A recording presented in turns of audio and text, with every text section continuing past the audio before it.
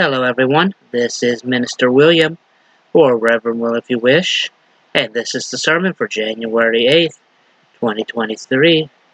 And as always, we'll start with a moment of silence for prayer, meditation, or what have you.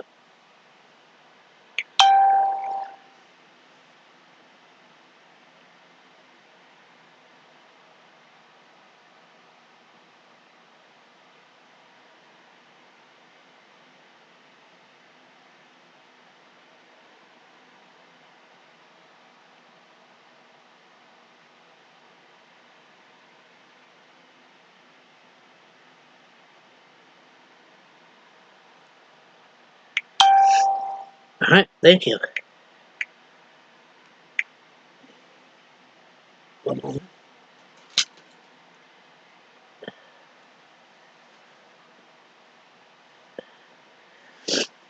Sorry about that. Um,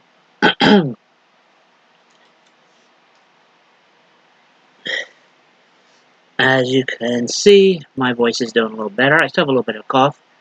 That is all thanks to my sister getting me some Robitussin because she could hear me hacking in my sleep. And so I'm not losing my voice anymore. So that's good. This short story, uh, you all probably heard already. It's called He Needed Me. It's been making its rounds on the internet for a while now, and this is on alltimeshortstories.com.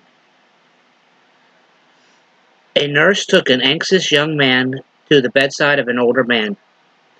"Your son is here," she whispered to the elderly patient. The patient's eyes opened only after she repeated the words several times. The older man was heavily sedated for his pain, and he dimly saw the young man standing beside him. The older man reached out his hand with all his might, and the young man warmly wrapped his fingers around it, squeezing a message of love and encouragement. The nurse brought a chair for the young man to sit beside the bed. The young man sat holding the older man's hand, offering him words of love and strength all through the night. The dying older man said nothing as he held tightly to his son. Occasionally, the nurse suggested that the young man could move away and rest a while, but he refused. As dawn approached, the older man peacefully died, with the young man still holding his hand. The young man placed the lifeless hand he was holding on the bed and notified the nurse. While the nurse did what was necessary, the young man waited. Finally, when she was done with her task, the nurse began to say words of sympathy to the young man, but he interrupted her. "Who was that man?" he asked.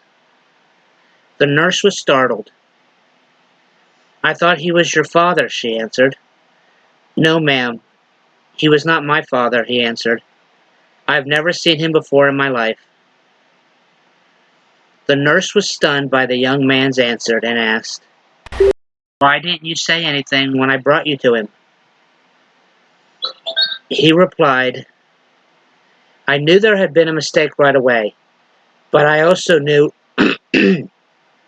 he needed his son, and his son wasn't here. When I realized he couldn't tell whether I was his son or not, I understood how much he needed me to be beside him as a son, so I stayed." This is not a true story, but an incredible work of fiction written by Roy Popkin in 1964. It was published under the title Night Watch in the September 1965 edition of Reader's Digest. Due to its highly emotional pull, the story has been recirculated online since the 1990s under various titles such as Just Stay and He Needed a Son. Do your little bit of good where you are. It's those little bits of good put together that overwhelm the world. Desmond Tutu.